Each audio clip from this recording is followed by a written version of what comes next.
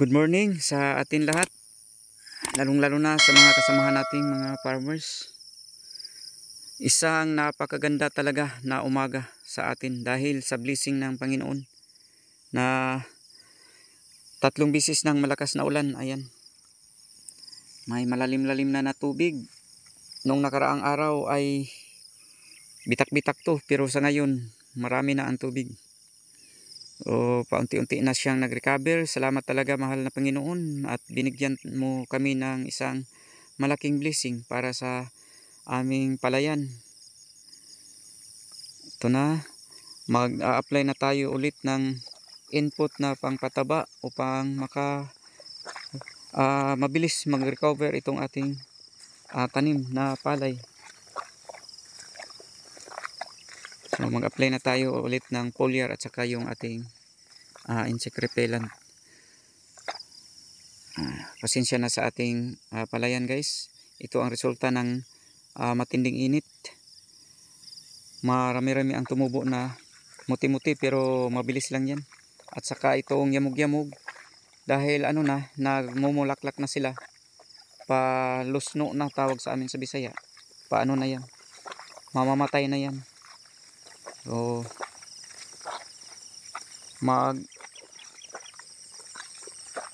uusbong na ang palay niyan. Maiwan na yang damo na yan. Ayan, bungot-bungot, namumulaklak, mapatay na yan. So ang palay na ang siyang uusbong. Medyo matagal-tagal naka-recover ang ating palay dahil walang ulan, no? Wala tayong source ng tubig. Sana pagbigyan tayo ng Panginoon na makapag-harvest tayo upang makapagpatayo tayo ng sarili nating water system, deep well. Medyo mahal-mahal ang pagpapatayo ng deep well dito. Aabot ng 100,000 bago tayo makapagpatayo ng sarili nating patubig. Dahil kung maghintay tayo sa irrigation, matagal pa. Hanggang sa ngayon ay daming pa ang kanilang ginagawa. Dam pa. Hindi pa nga natapos ang dam. Magdadalawang taon na. So abot pa yan siguro ng 7 years na kontrata bago makapag-supply ng tubig sa mga palayan. Ay, salamat talaga. At naulan na nahumul na sa tubig. Ayan, may naninilaw, pero paano na yan? Pa-recover na yan dahil may tubig na. Malaking tulong to sa ating palayan ang tubig. Dahil kung walang tubig, tiyak na mamamatay ang palay. Buti nga ang ating tinatanim ay triple to.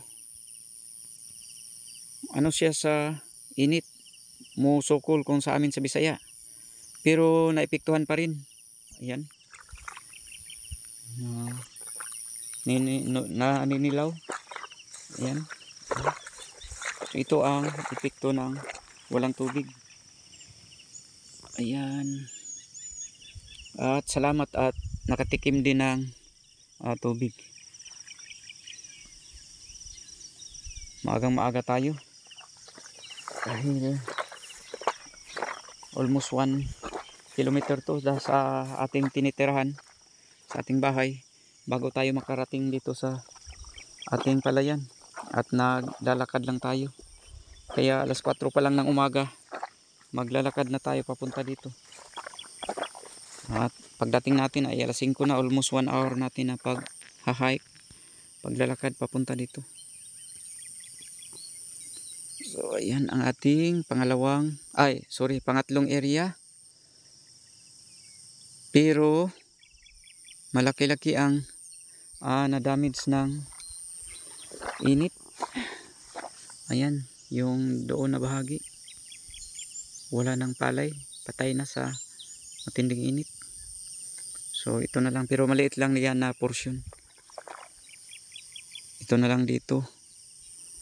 Mabilis lang to makarecover pag apply na natin dahil may tubig na. Kumbati lang tayo guys, hindi tayo magpakawala ng pag-asa. Ayan, Naghintay lang tayo at pinagbigyan tayo ng ating mahal na Panginoon.